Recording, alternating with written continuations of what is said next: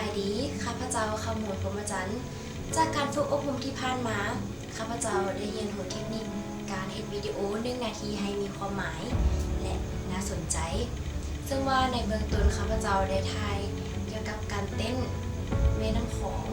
ไม่ว่าจะเป็นการจัดองค์ประกอบภาพแสงสีเสียงให้มีความสอดคล้องกัน